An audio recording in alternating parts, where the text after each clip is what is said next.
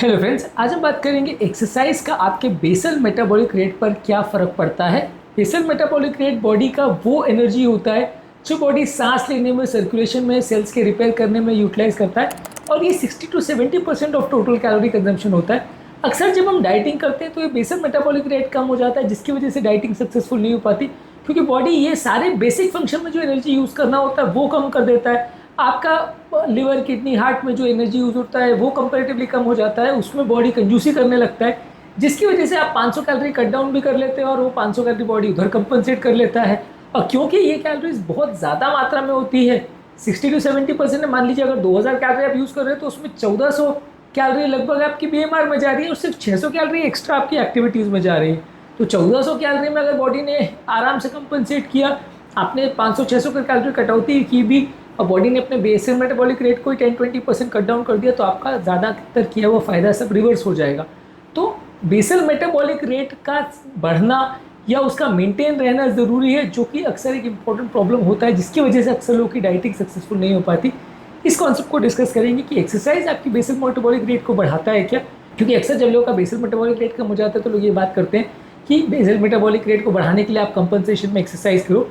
Definitely इसका कुछ फ़ायदा तो है, पर कैसे फ़ायदा है और कौन सी एक्सरसाइज से ज़्यादा फ़ायदा है उस एस्पेक्ट पर बात करेंगे, ताकि आप अपनी एक्सरसाइज को वेट लॉस के या बेसल मेटाबॉलिक रेट के हिसाब से फोकस कर सको। टॉपिक पर जाने से पहले जो लोग हमारे चैनल पर नए हैं उन्हें रिक्वेस्ट करूँगा कि चैनल को सब्सक्राइब करें, वीडियोज़ को लाइक करें, शेयर करें, फॉलो करें, कमेंट करें, पूरा देखें।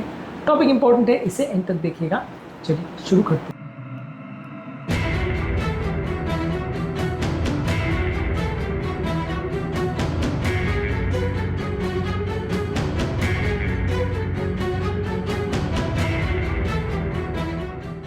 सबसे पहले एक्सरसाइज जो आप करते हैं वो आपके बेसल फंक्शंस के लिए, जैसे ब्रीदिंग, सर्कुलेशन और सेलुलर रिपेयर में 70% कैलोरी लगता है। अगर आप एक्सरसाइज करके अपना मसल मास बढ़ाते हैं तो बेसल मेटाबॉलिक रेट बढ़ेगा। सिंपल एक्सरसाइज करने से नहीं बढ़ेगा, क्योंकि जो आप एक्सरसाइज कर रहे हो आपकी स्केलेटल मसल की एक्सरसाइज कर रहे हो। स्केलेटल मसल डेफिनेटली एक्सरसाइज के दौरान कैलोरी बर्न करेगी। मान लीजिए आपने 1 घंटे वॉकिंग किया तो उसमें अगर 100 या 150 कैलोरी जल रही है तो वो जल रही है, पर वो कैलोरी आपके स्केलेटल मसल यूज़ कर रही है, ना कि आपका बेसल मेटाबॉलिक रेट। वो कैलोरी जो है ग्लूकोज के फॉर्म में जा रहा है, आपकी मसल्स उसको यूटिलाइज कर रही है, क्योंकि उनको एक्स्ट्रा काम करना पड़ रहा है। लेकिन आपके लीवर का काम बढ़ तो नहीं रहा, किडनी का काम नहीं बढ़ रहा, ब्रेन का काम नहीं बढ़ रहा, जीआई सिस्टम का काम नहीं बढ़ रहा, तो बेसल मेटाबॉलिक रेट पे उससे डायरेक्टली फर्क नहीं पड़ेगा। बेसल मेटाबॉलिक रेट मतलब जो लीवर, किडनी और बाकी सारी चीज़ों में जो कैलोरी यूज हो रही है वो तो लगभग सेम ही रह रही है। फ़र्क कहाँ पड़ेगा कि जब आप एक्सरसाइज अच्छे से करते हो, बहुत सारी करते हो और मसल्स बना लेते हो, तो वो मसल जो है वो कैलोरी एक्स्ट्रा कंज्यूम करती है, वो दिन भर थोड़ी थोड़ी एक्स्ट्रा कैलोरी खाती रहती है, क्योंकि उनको सिर्फ एक्सरसाइज के दौरान तो कैलोरी लगती है। लेकिन ओवरऑल जब आपका बॉडी मास बढ़ जाता है, मसल बढ़ जाता है, तो वो मसल्स को दिन भर भी एक्स्ट्रा खुराक लगती है और दिन भर की कैलोरी कंजम्पशन में 20% का लगभग इजाफा आप देख सकते हैं जब आप मसल मास अच्छा बना लेते हो। यानी कि एक्सरसाइज का फोकस यहाँ सिर्फ एक्सरसाइज के दौरान कैलोरी लूज करना नहीं है, यहाँ एक्सरसाइज का फोकस मसल मास बढ़ाना है, क्योंकि वो मसल है जो आपका बेसल मेटाबॉलिक रेट को बढ़ाएगी और वो मसल है जो एक्स्ट्रा कैलोरीज को कंज्यूम करेगी, ना कि यहाँ पे सिर्फ एक्सरसाइज की कैलोरीज को कैलकुलेट करना है आपको।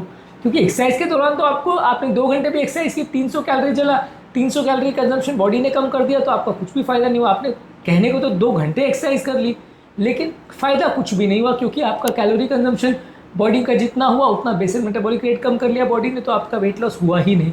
इफेक्टिवली यही कारण होता है कि कई बार 2-2, 3-3 घंटे एक्सरसाइज करने के बावजूद भी अगर लोग अपनी डाइट में कटौती नहीं करते तो उनका वजन कम नहीं होता, क्योंकि आपको दोनों जगह कटौती करनी पड़ती है ताकि बॉडी उतना कंपनसेट ना कर पाए और आपका वेट लॉस हो। लेकिन अगर आप सिर्फ एक्सरसाइज कर रहे हो और 400-500 कैलोरी भी कम कर लिया और बॉडी ने 400-500 कैलोरी का कंजम्पशन या जितना भी उसका 80% भी अगर कम कर लिया, तो आपका एक्सरसाइज से इफेक्टिवनेस कुछ नहीं आएगा और आप महीनों सालों लगे रहोगे और 1-आध किलो 2 किलो वजन कम होगा या उतना भी नहीं होगा।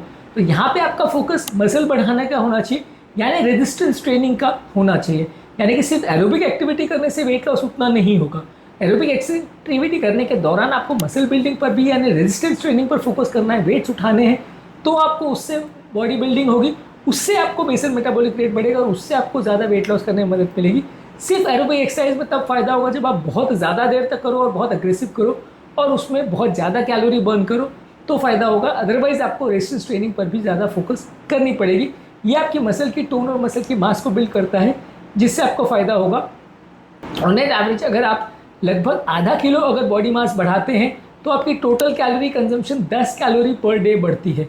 यानी कि अगर आपने 1 किलो बढ़ाया मसल मास तो आपका टोटल कैलोरी कंजम्पशन 15 से 20 कैलोरी पर डे बढ़ेगा। तो ये भी बहुत ज़्यादा नहीं बढ़ रहा है। तो आप अगर 10 किलो बढ़ा रहे हो तो उस हिसाब से आपका टोटली कैलोरी कंजम्पशन कितना हुआ, हार्डली 100 से 150 कैलोरी। तो बहुत ज़्यादा फर्क नहीं हो रहा आपका 10 किलो मसल बढ़ाना मतलब it's not an easy thing. 10 kilo muscle मतलब काफ़ी ज़्यादा मसल मास होगा। आप लंबे समय तक स्ट्रेंथ ट्रेनिंग करोगे तो फायदा होगा। तो यानी एक्स्ट्रा वो बेसल मेटाबॉलिक रेट के हिसाब से आप अगर 150 कैलोरी भी कंज्यूम करना चाह रहे हो और उसके लिए आप 10 किलो वजन बढ़ा रहे हो तो बहुत ज़्यादा मेहनत करनी पड़ेगी, बहुत ज़्यादा टाइम तक करना पड़ेगा और बीच में बंद नहीं कर सकते। बंद किया तो मसल मास वापस कम हो जाएगा। तो एक्स्ट्रा मसल मास नॉर्मल आदमी जो जिम वगैरह करता है इतना ईजी नहीं होता कि 10 kilo muscle mass put on कर लो। तो इसलिए जो बेसल मेटाबॉलिक रेट की भी हम बात कर रहे हैं वो प्रैक्टिकली बहुत इफेक्टिव नहीं है। वो भी बहुत कैलोरी कंज्यूम नहीं कर रहा आपके दिन भर में कि आप अगर ये सोचो कि मेरा 10 किलो बढ़ गया अब तो मेरा तुरंत वजन कम हो जाएगा और मेरा 10 दिन में वजन कम हो जाएगा क्योंकि मैंने 10 kilo muscle mass put on कर लिया है।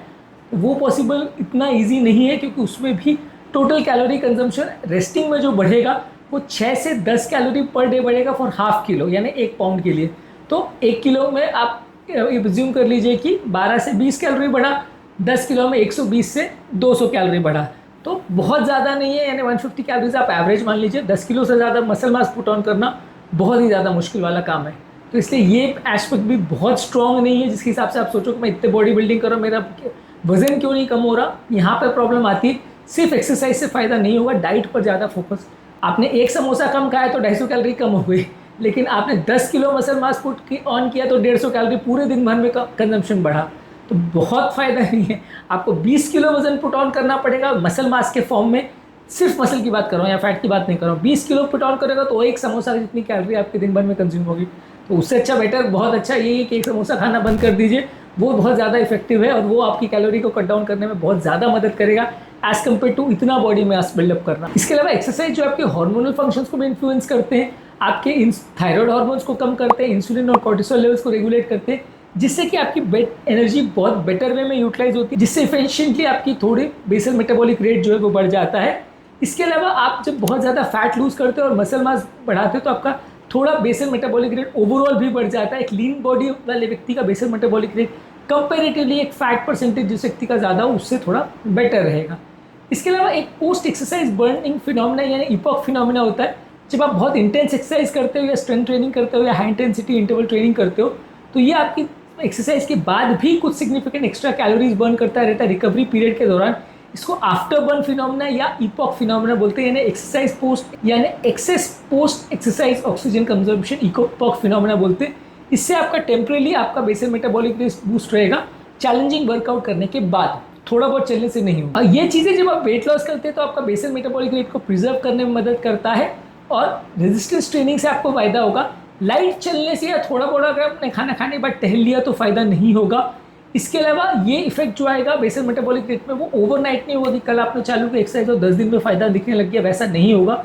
महीनों लगेंगे आपको उतना मसल बिल्ड करने में और तब आपका बेसल मेटाबॉलिक रेट बढ़ेगा। कार्डियो एक्टिविटी वाली एक्सरसाइज से आपका मसल मास उतना बिल्ड नहीं होता, इसलिए बेसल मेटाबॉलिक रेट पर जो फर्क करेगा वो वजन उठाने से यानी बॉडी बिल्डिंग से फ़ायदा मिलेगा, ना कि कार्डियो ट्रेनिंग से। तो जो लोग का ये मिसकंसेप्शन है कि अगर वजन कम करना है तो कार्डियो करना है, कार्डियो से ही फ़ायदा होगा, तो वो गलत है। हाँ, कार्डियो के दौरान आप एक्सरसाइज बहुत कर सकते हो और बहुत वजन मतलब वेट लॉस के लिए कैलोरी बर्निंग बहुत कर सकते हो, पर मसल मास की अगर हम बात करें या बेसल मेटाबॉलिक रेट की बात करें तो वो वेट ट्रेनिंग से ही फ़र्क पड़ेगा। तो अगर आपको वेट लॉस करना है तो एटलीस्ट मे बी 50-50 या 60-40 के रेशियो में कार्डियो प्लस आपको रेजिस्टेंस ट्रेनिंग भी करनी पड़ेगी, तो आपको ज़्यादा फायदा मिलेगा। स्ट्रेंथ ट्रेनिंग से आपका मसल मास बढ़ता है, बेसल मेटाबॉलिक रेट बढ़ता है। हाई इंटेंसिटी इंटरवल ट्रेनिंग से टेम्परली बीएमआर बढ़ता है क्योंकि इपॉक फिनोमिना हो जाता है। कार्डियो एक्सरसाइज से ओवरऑल थोड़ा सा इम्पैक्ट होता है क्योंकि मसल मास बहुत ज़्यादा नहीं बढ़ता तो बहुत ज़्यादा फायदा नहीं मिलता है।